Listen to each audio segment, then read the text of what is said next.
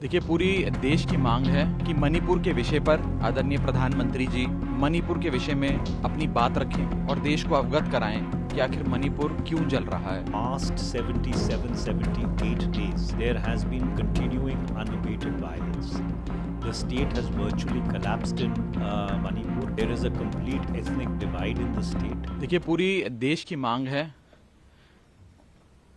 कि मणिपुर के विषय पर देश की सरकार और सरकार के सर्वोच्च दफ्तर में बैठे आदरणीय प्रधानमंत्री जी मणिपुर के विषय में अपनी बात रखें और देश को अवगत कराएं कि आखिर मणिपुर क्यों जल रहा है, मणिपुर में हो क्या रहा है।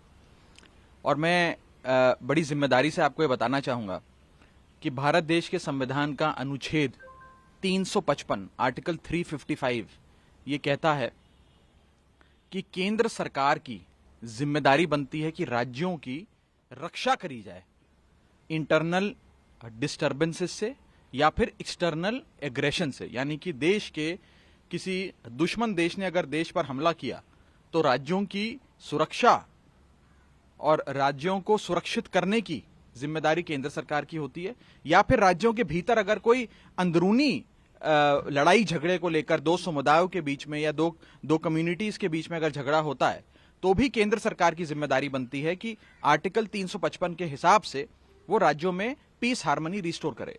ये सरकार 355 लागू करने में पूरी तरीके से फेल हो गई है। दूसरी महत्वपूर्ण बात, हमारे देश के संविधान का अनुच्छेद 356 उसके अगले वाला अनुच्छेद आर्टिकल 356 साफ तौर पे ये कहता है कि अगर गवर्नर, राज्य का गवर्नर केंद्र सरकार को, राष्ट्रपति जी को ये बताता है, ये स्थिति से अवगत कराता है कि हमारा राज्य जल रहा है, हमारे राज्य के अंदर लॉ एंड ऑर्डर ब्रेकडाउन हो गया है, संवैधानिक मशीनरी काम नहीं कर पा रही है, तो उसी समय तुरंत प्रभाव से केंद्र सरकार को, राष्ट्रपति जी को उस राज्य में राष्ट्रपति शासन घोषित करना होता। यह अनुच्छेद 356 कहता है। दुख का विषय यह है कि मणिपुर की गवर्नर चीख चीख कर हर अखबार में, हर न्यूज चैनल पर, वीडियो के माध्यम से, अपने संदेश के माध्यम से ये कह रही हैं कि मणिपुर जल रहा है, मणिपुर को बचा लो। मणिपुर के अंदर हजारों लोग बेघर हो गए, न जाने कितने लोगों की मौत हो गई, मणिपुर को बचा लीजिए। ये बात उन्होंने सार्वजनिक तौर पर कही और यह भी कहा कि मैंने ऊपर बता दिया है, यानी कि केंद्र सरकार और राष्ट्रपति जी को बता दिया है। लेकिन फिर भी अभी तक देश में, देश की सरकार ने मणिपुर में 356 लागू कर वहां राष्ट्रपति शासन घोषित नहीं किया।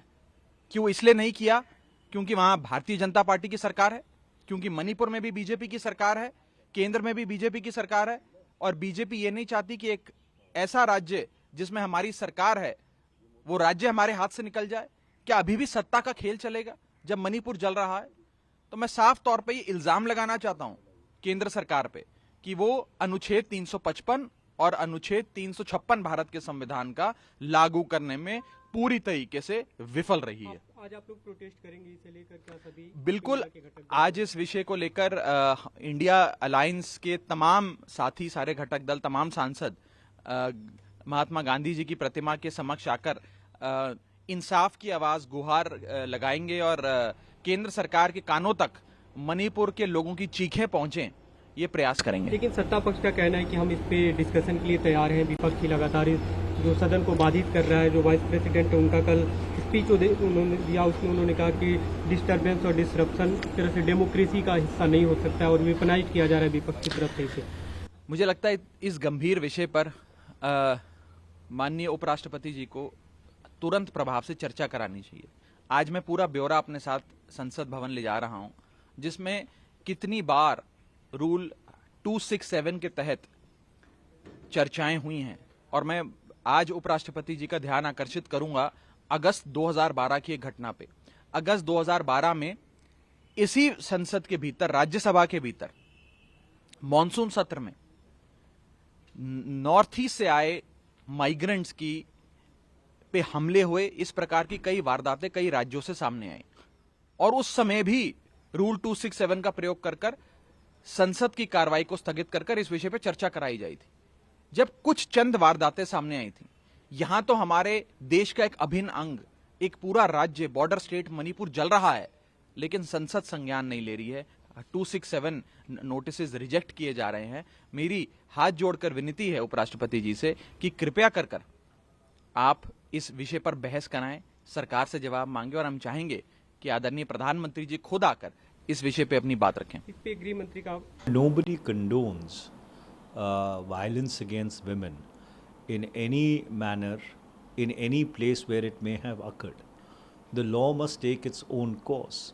But there is a distinction between what is going on in Manipur and what has happened in other parts of the country. And the distinction is that a horrific pogrom was unleashed in the state of Manipur. For the past 77, 78 days, there has been continuing unabated violence. The state has virtually collapsed in Manipur. There is a complete ethnic divide in the state. So therefore, anyone who tries to compare the very grave situation in Manipur with anything which may be happening in other parts of the country is, for the lack of a better word, either completely ill-informed or totally childish in his approach to such sensitive issues. Manipur is a matter which deserves the highest consideration of both Parliament and members of Parliament.